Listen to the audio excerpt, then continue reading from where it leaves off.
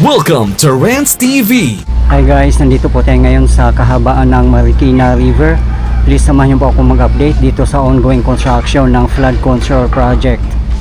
Nandito po tayo mismo sa segment ng Barangay Santolan in Pasig City.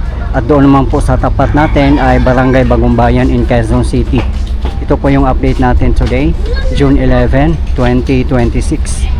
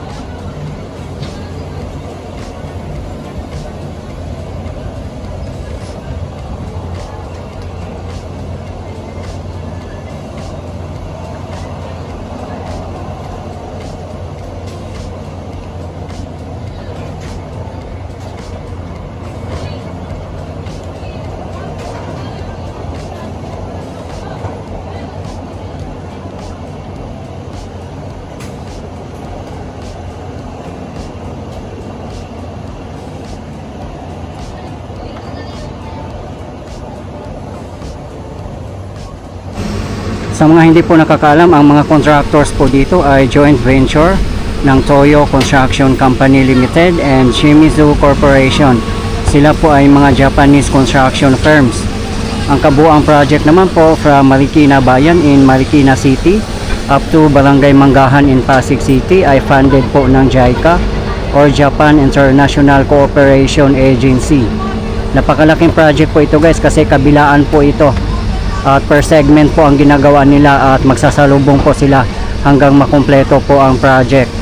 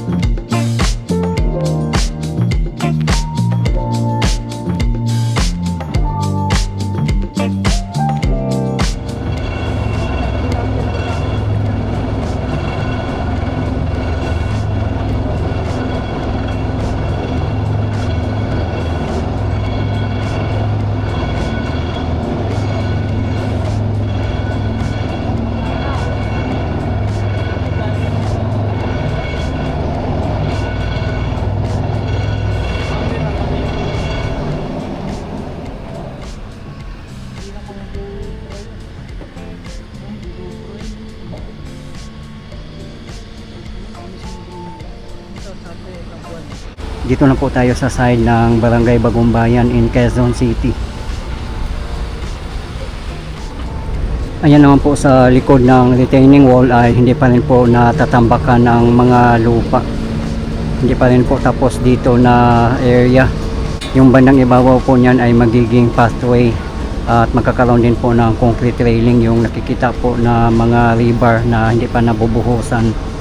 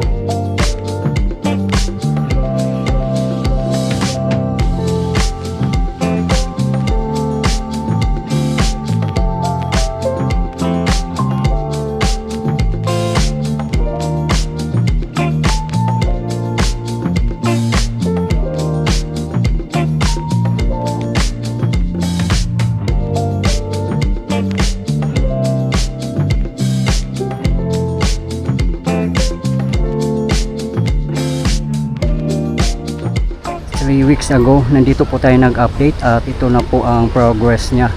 Grabe, full blast pa rin po ang construction at double time na po talaga ang pagtatrabaho nila kasi tag-ulan na po. Yan, sa mga hindi po nakakaalam, dito po yung tawiran papuntang Barangay Santolan in Pasig City, kung nasaan po tayo nanggaling kanina. Diyan po sa tapat natin.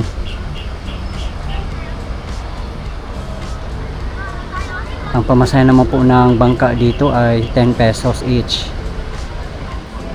Dito po kasi yung shortcut na daanan papuntang Eastwood or papuntang C5.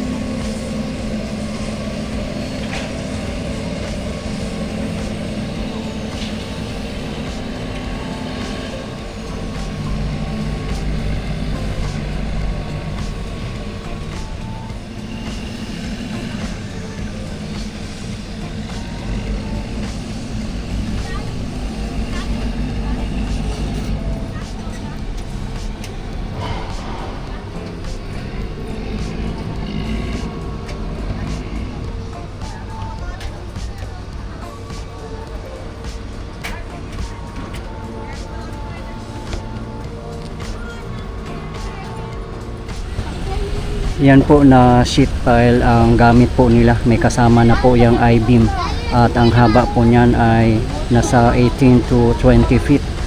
Kaya nakabaon po yan sa napakalalim.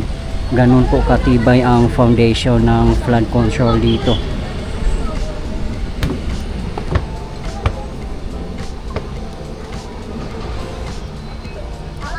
Kaya hindi po ito basa-basa ma-damage pag may mga baha or mga lindol kasi napakatibay po ng kanyang foundation.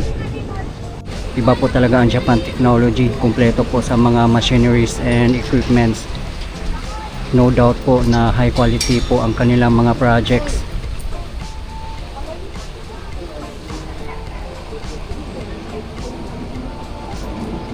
Napakaswerte po ng taga Marikina City, Quezon City and Pasig City kasi hindi po tinipid ang kanilang flood control project dito. Kaya kung matatapos na po yung kabuuan project, for sure hindi na po sila basta-basta babahain dito. At yung retaining wall naman po dito, sa tingin ko po ang taas na sa 5 meters or mahigit pa.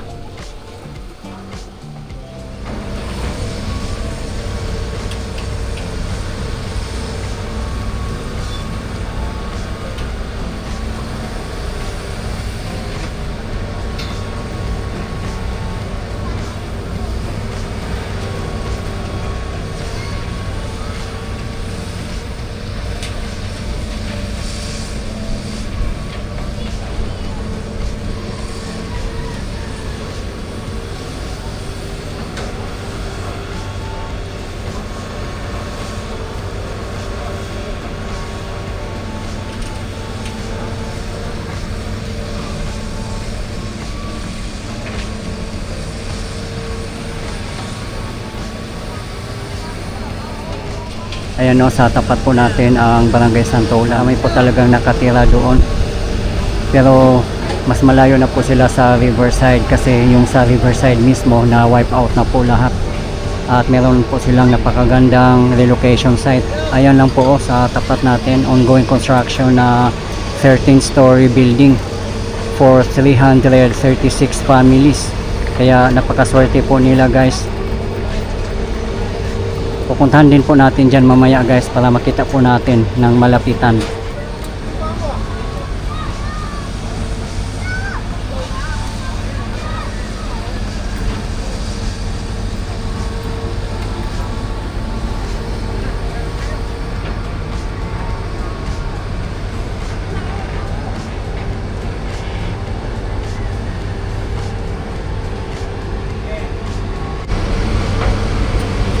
Siguro dyan sa side ng Barangay Santolan ay magkakaroon po dyan ng esplanade or river park kasi napakalawak po ng area doon.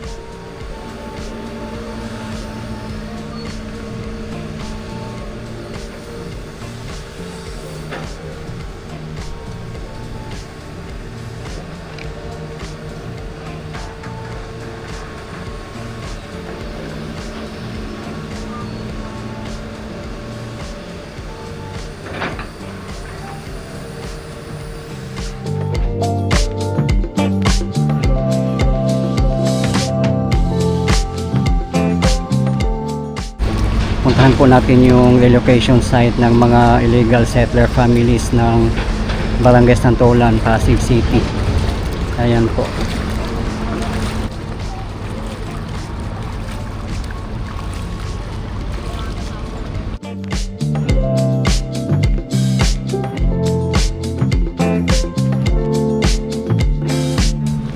Ayan po ang Eastwood in Quezon City, yung mga matataas na building.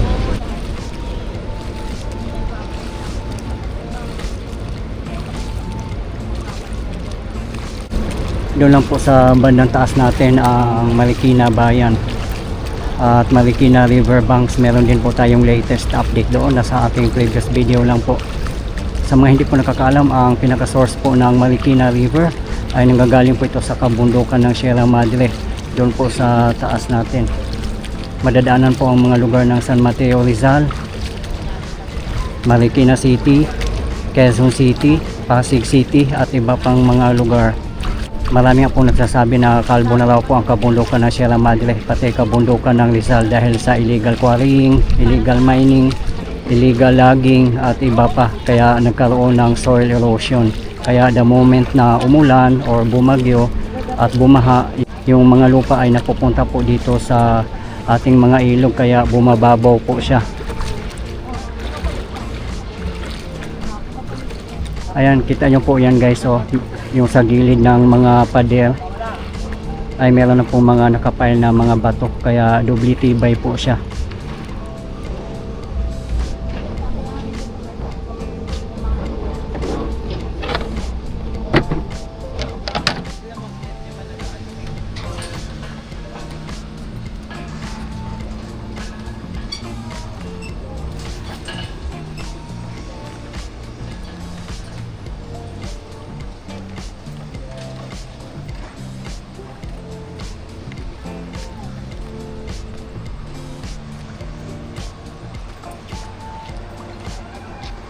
Ayan po, ganun po kalawak dito na site. Siguro makakaroon po dito ng River Park.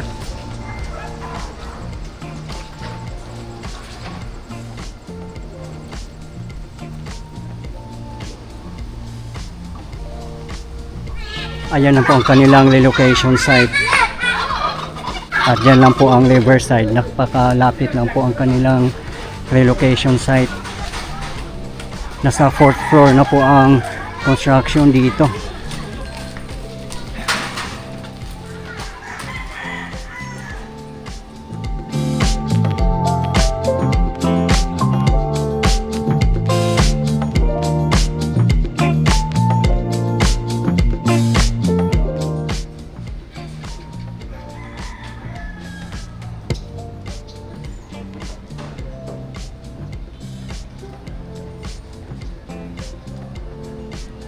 Wala na po mga workers ngayon kasi 6 PM na po.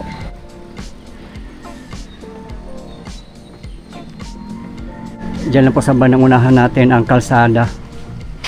Few steps away lang po.